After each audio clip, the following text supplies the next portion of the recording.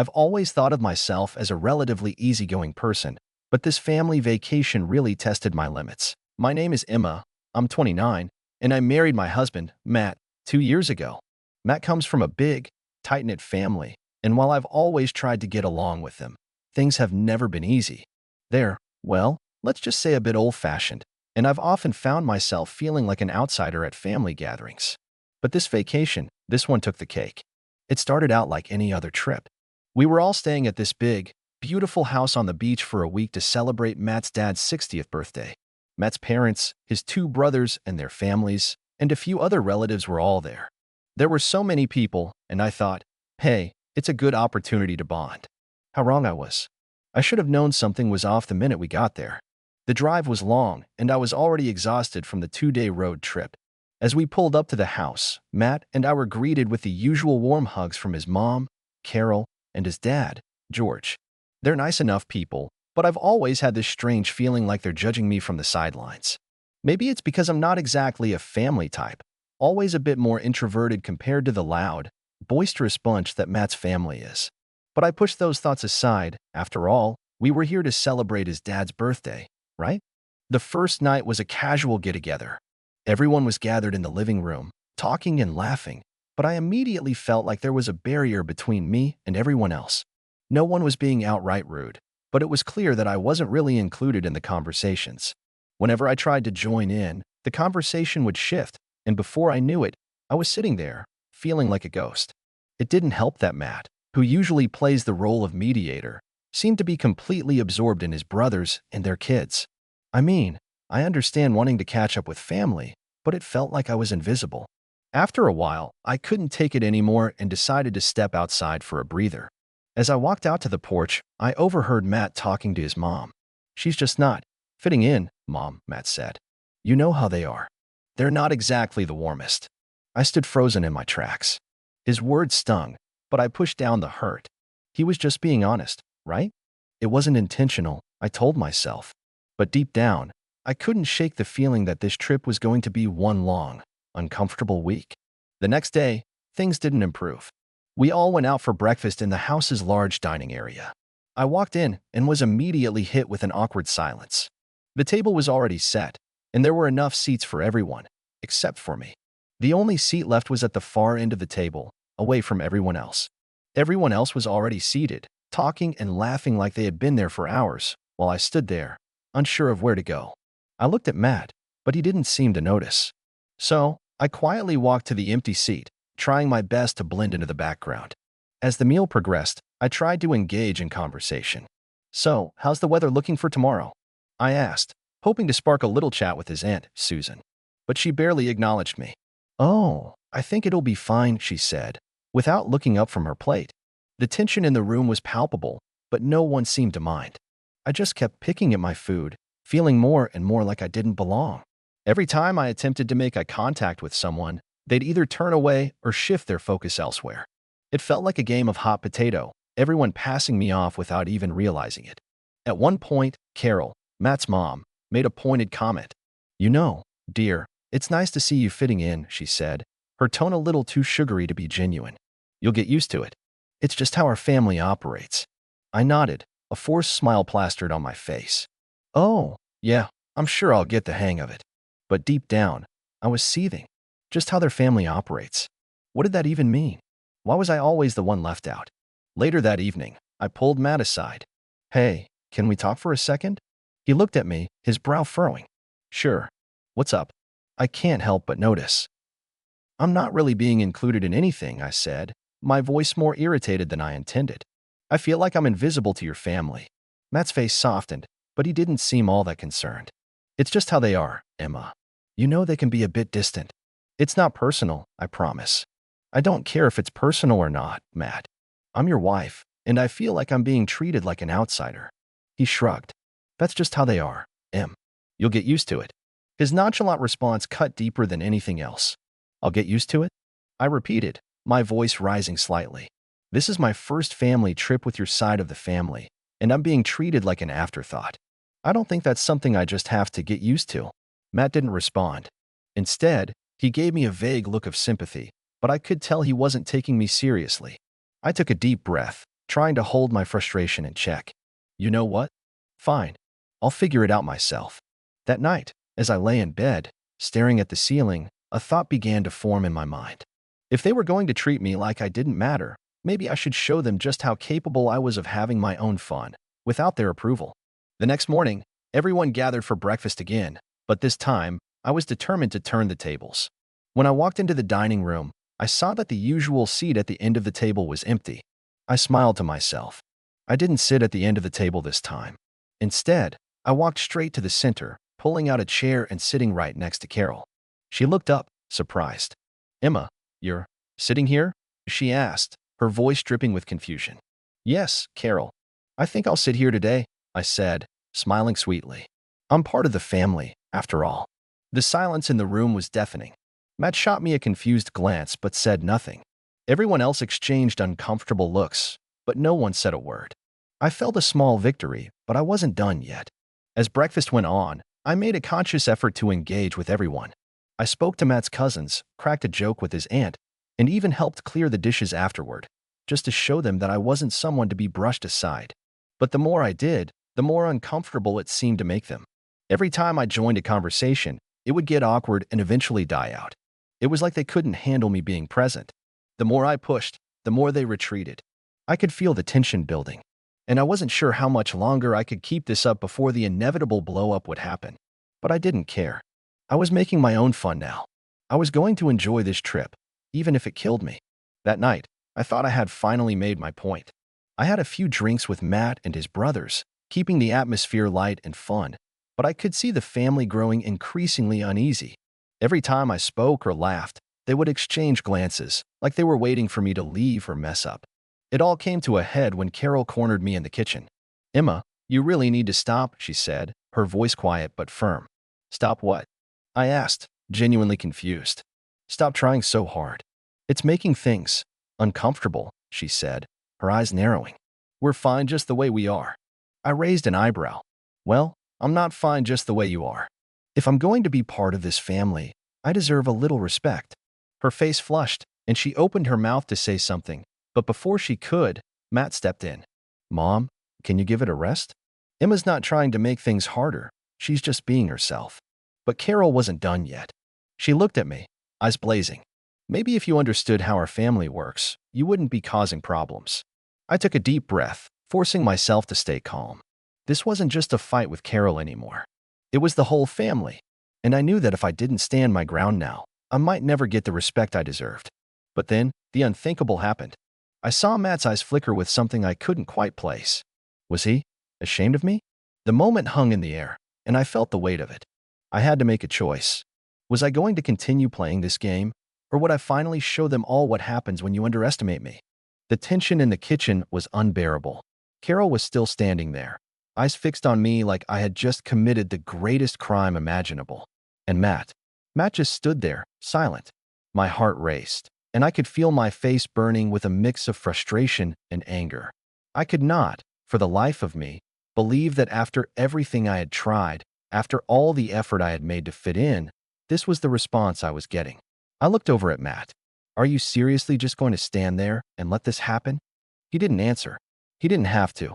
His silence spoke volumes. I could tell he wasn't willing to take a side, at least not openly. My chest tightened, the realization settling in. Maybe I was the only one who cared about changing things. Maybe this was just how their family was, and I was never going to fit into their mold. I couldn't stay here, not with the way they were all treating me. But instead of staying to argue further or escalate things even more, I made a decision. I had an idea that I knew would shake things up, but I wasn't sure if I was ready to deal with the fallout. That's when I remembered something. A trick that always worked for me when I felt powerless in a situation. Social media. I excused myself from the kitchen, trying to ignore the weird tension in the air as I passed by the family, who had all gathered in the living room. Everyone seemed too focused on their own little worlds to even look my way, and I couldn't help but feel a little smug about it. I was done being the invisible one. As soon as I got to our bedroom, I grabbed my phone and opened Instagram. I could feel my fingers shaking as I typed, but I was determined to make a statement, to let them know that I wasn't some side character in their little family drama. I started crafting a post, the words coming easier than I had expected. I wrote. Sometimes, you have to make your own fun when you're not invited to the party. When people treat you like you don't matter, you find a way to matter to yourself. Hashtag creating my own joy, hashtag family drama. I hit post before I could second guess myself. The caption was short, but the message was clear. I wasn't going to sit around and wait for their approval. They could ignore me, but I wasn't going to play by their rules anymore. For a moment, I sat there staring at my phone, watching the post go live. My heart was pounding in my chest as the notification popped up that people were already liking it. It felt like a small victory, like I had finally done something to assert myself. But the real drama started soon after. It wasn't even 5 minutes before I heard Matt's footsteps coming down the hallway. He knocked on the door before walking in, and I could see that familiar, disappointed look on his face. "Emma," he started, his voice heavy with concern. "What did you just do?" I didn't even look up from my phone. "What do you mean?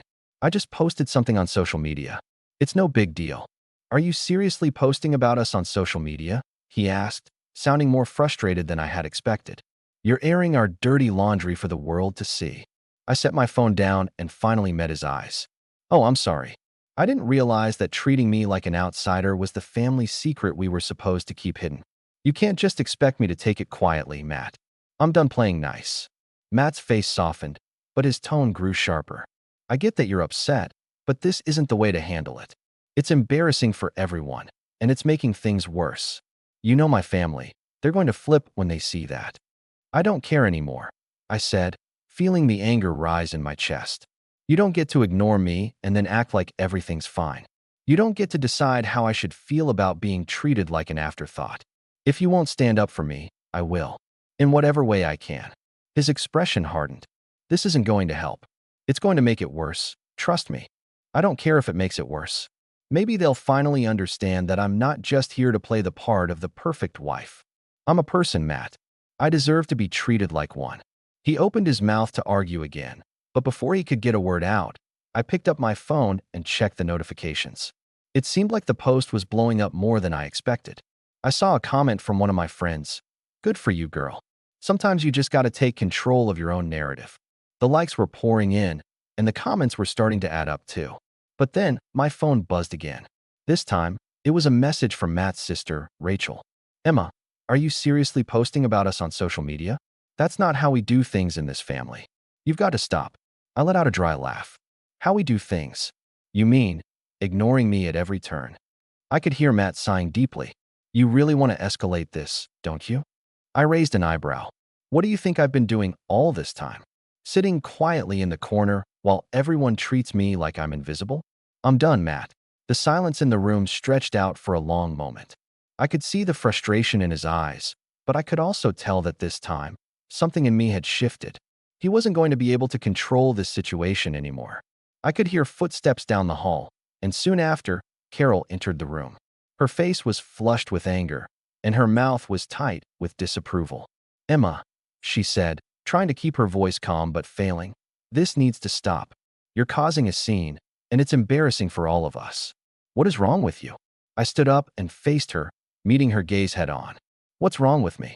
What's wrong is that I've been trying to fit in for weeks, for months, and all you've done is treat me like I don't belong.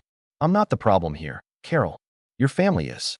The room was silent as Carol took a deep breath. But before she could respond, I turned my back on them both, grabbed my purse, and walked toward the door. I wasn't going to sit here and let them tear me down anymore. If they wanted to see a problem, I would show them one. "Where are you going?" Matt asked, his voice tinged with worry. "I'm leaving," I said simply. "I've had enough of being treated like this. I'll take the first flight out tomorrow, but you should know, I'm done." I walked out of the room, the sound of their muffled voices following me down the hallway. As I made my way to the front door, I could already feel the pressure building, but for the first time in days, I felt lighter, free, like I was finally taking control of my own life. But as I walked out of the house and into the cold evening air, I knew the fallout from my post was just beginning. As I stood there, the cold night air biting at my skin, I felt a sense of finality settle in. I had just done something I never thought I would do. But I was done. I had reached my breaking point. The front door opened behind me with a sharp creak, and I didn't need to turn around to know it was Matt. His footsteps were heavy, and I could hear the desperation in his voice as he called my name. "Emma, wait."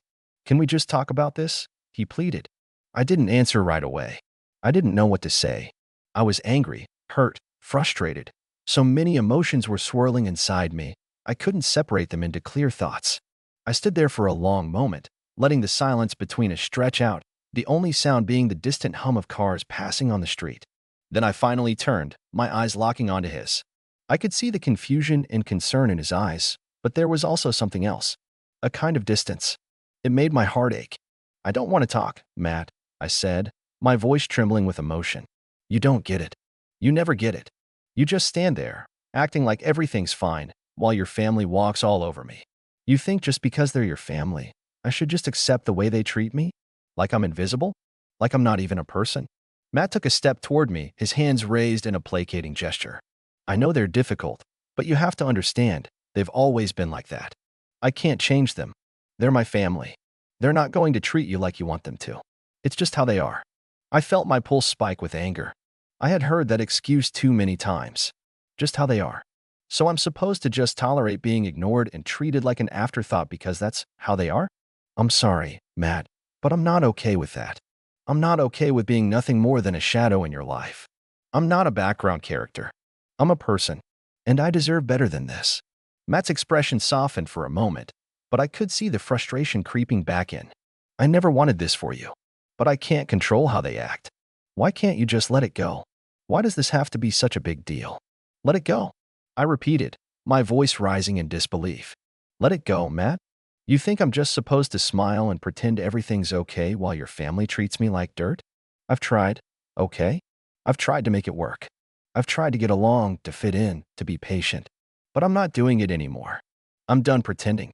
Matt ran a hand through his hair, looking lost. I never wanted you to feel like this. I thought you'd understand that it's just part of being with me. They're my family. I'm just asking you to accept them. To accept how they are. Accept them. I could feel my chest tightening as the words tumbled out. Accept their cruelty? Accept that they're okay with treating me like I don't matter? No, Matt. I can't do that. I can't just sit here and let them walk all over me while you stand by and let it happen. I saw him take a step back, his face contorting with frustration. It's not that simple, Emma. You don't understand. This is my family. I can't just cut them out because they've been rude to you. You have to learn how to deal with it. I shook my head, the anger flaring up in me again. You don't get it, do you? It's not about cutting them out. It's about you choosing them over me. Every single time. I'm not asking for you to abandon your family, but I'm asking for you to choose me for once. I've been asking for that for months, and it's like you don't even care. His face hardened, and I could see him struggling with his emotions, trying to keep them in check. I do care, Emma, but this is how it is. You can't just change everything because it's uncomfortable for you. I could feel my eyes stinging, and I took a deep breath, trying to steady myself. But the weight of everything, the months of feeling ignored, the nights I spent lying awake wondering if this was all worth it, hit me all at once. My heart was heavy, and for the first time in a long time, I realized that I wasn't sure I wanted to keep fighting for this anymore. Not if he couldn't see how much I was hurting. Maybe it's not worth it, Matt, I said quietly. The words felt like they came from someone else, someone who had finally reached the end of her rope. Maybe I'm just done trying. Maybe I'm done trying to make this work. I don't want to be with someone who can't even see what's happening. I don't want to be in a relationship where I'm always second place, always the one who has to adjust, to compromise, to make things work while you just sit back and let your family treat me like this. Matt's face turned pale as he processed what I was saying. He reached out as though to grab my arm, but I stepped back, putting distance between us. Emma, please, he said, his voice trembling. Don't say that. Don't talk like that. We can work this out. Just give it some time. We can fix this. I know we can. I shook my head, my throat closing up. No, Matt. I don't think we can. I've tried, and I'm tired. I'm really tired. I could see the shock in his eyes. He didn't want to accept what I was saying, but I could feel something inside me shifting, a sense of clarity that had been clouded by all the arguments and frustrations. I had spent so long trying to make it work, trying to be patient, trying to fit into a family that would never accept me. And in the process, I had lost myself. I couldn't do it anymore. Without saying another word, I turned on my heel and headed for the front door. Matt's voice followed me, pleading with me to stay, but I ignored it. I opened the door and walked outside into the cold night air, the harsh wind cutting through my clothes. I needed space. I needed time to think. I pulled out my phone, quickly ordering a taxi. I didn't know where I was going, but I knew I couldn't stay here. I couldn't stay in a place where I felt invisible, where I wasn't valued, where my own husband couldn't stand by me when I needed him the most. As I waited for the taxi to arrive, my mind raced with thoughts of what I had just said, what I had just done. I felt like I was on the edge of something, a precipice where everything could either fall apart or be rebuilt into something better. But for now, all I could do was walk away. The taxi pulled up a few minutes later, and without looking back, I got in, closing the door behind me. I stared out the window as the car drove away, the city lights flickering in the distance, and I couldn't help but wonder if I had just made the biggest mistake of my life, or if I had just done the bravest thing I'd ever done. Either way, I was on my own now. As the taxi drove through the streets, I felt a mix of relief and uncertainty. I didn't know if I had made the right choice, but I knew I couldn't keep living like this. I've spent so much time trying to make things work, but now I'm questioning everything. I don't know if I should go back, try again, or if it's truly time to walk away for good. I'm not even sure if I want to stay in this relationship anymore, but the idea of leaving everything behind is terrifying. So, I'm reaching out to you all for some advice. Have any of you been in a similar situation? Should I keep fighting for this relationship, or is it time to just move on? I'd really appreciate any guidance or thoughts on this.